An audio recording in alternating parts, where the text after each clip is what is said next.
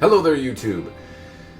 I am making this sword log vlog blog with a kind of plea to ask for some advice and assistance from the community, most specifically the 7% of my audience that happens to be women. Now, to preface that, I am looking for some advice on what to do with this wakizashi. My intention is to make a sword that appeals to both the collector and practitioner of martial arts, or collector of swords / wakizashi or knives that happen to be women. And the reason I frame it in that way is I don't want to make a kind of in-the-box stereotypical idea of what a feminine sword that is womanly to be. I want it to be functional and something that that is more on the side that a woman would like, but more from the standpoint I want it to be a practitioner blade for somebody that happens to be a woman rather than for a woman that happens to be a practitioner, if that makes any amount of sense at all. But basically I'm limited because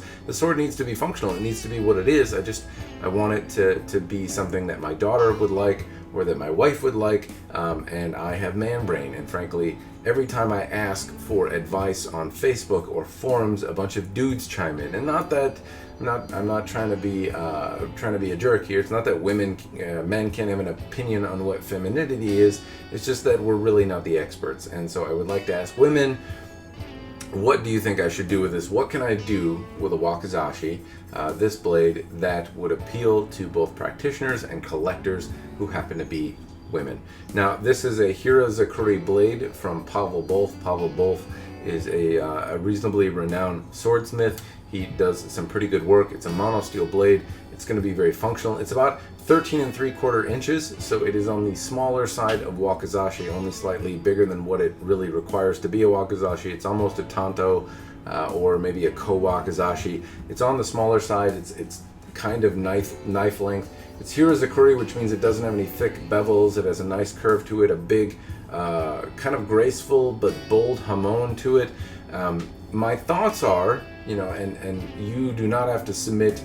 If you're giving me your thoughts, I'm happy to hear whatever you have to say, frankly, because I could be on the completely wrong track. But as I'm thinking about it, my thoughts are, if you think of the Oren Ishii sword from Kill Bill, right? Not to say that, but I'm thinking almost a Shirasaya style, a Suba that's only slightly bigger than the Fuchi, so it acts as a mild stop for the fingers. Thinking about doing some sort of just full wrap Samegawa that's been sanded down a little bit and has like a purple, kind of the nodules are purple and the backdrop or the between the nodules is black. Maybe something purple. I've also thought about doing a fully gloss kind of Shirasaya look with kind of gray mountains in the back and then a cherry tree that the leaves are wilting and the cherry blossoms are kind of blowing across the saya. But I mean, as I think about it, I really don't know what would appeal. I don't know. I have some ideas, but I admittedly have man brain and I can't think about it in that context, and I don't want to. I want somebody that maybe knows a little bit more about what would appeal to a practitioner that happens to be a woman, that would carry this in their obi, or a lady that would put this on her shelf and say, I would like to have something like this.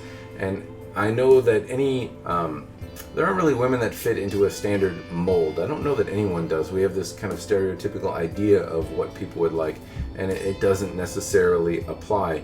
So if you have some idea of what would look cool, please let me know, because most of the things I look at from the production standpoint and from the custom standpoint, at least the things I've been able to find, are just swords that dudes have made that thought it was feminine, or just swords for dudes that women happen to like. And I would like to go a different direction.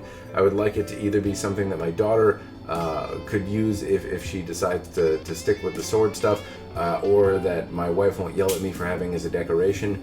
That's kind of my intention, and ideally somebody buys it and I don't have to keep it around, but that is my goal. If you have any thoughts for me, please let me know. I would greatly appreciate any advice. I can't put my man brain in a sense. Every time I talk to a lady that happens to be a practitioner of martial arts, of which there are many, coincidentally, every sword class that I have been in has had at least 30% women in it. And so I don't know why there are not more swords that are not necessarily made for, but at least with the idea that that a good portion of the audience is women, and most of them seem to be swords for dudes. Swords for dudes that are smaller, swords made for a dude that women might like, but nothing seems to be like, hey, this is primarily objectively marketed or made or geared for a practitioner who happens to be a woman, versus, and not to say a guy can't do it, I mean the sword is relatively straightforward, like one end is pointy, part of it is sharp, the other part you hold on to and you use it for, you know, what it's intended for, which can be gruesome or maybe practice. But it's not to say that they can't be gender neutral, but it seems like a lot of them are just made for guys, and women liking them is a byproduct. So I want to go a different direction. I've rambled on long enough. If you have any advice for me, please let me know. Thank you, and thanks for watching. Words. You doing okay over there?